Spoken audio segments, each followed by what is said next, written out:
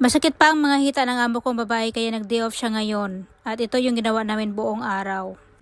Medyo late na din ako nagising kanina dahil alam ko kapag day off ng mga amo ko, late na talaga yan sila gigising mga 9 o'clock. So pagkagising ko kanina, naglinis, naglaba at pagkatapos nagmasa ako dito ng harina para gagawa ko ng parata bago sila magising. At syempre, meron namang magtatanong sa akin ito kung ano yung mga ingredients dito sa minasa kong harina. Mga brown na harina lang yan, tapos tubig, tapos masamasahin mo lang siya dyan, iduot-duot mo hanggang sa mamasa na talaga siya. Basta huwag lang damihan ng tubig dahil hindi siya maganda kapag sobrang lambot. Pagkatapos ko nagmasa ng harina, nilagay ko muna siya sa ref ng 30 minutes bago ako gagawa ng parata. Habang naghintay ako ng 30 minutes, ay nagready na din ako dito para sa lulutuin ko mamaya para sa tanghalian namin. Mamaya ako nang lutuin kapag tapos na kami magagahan.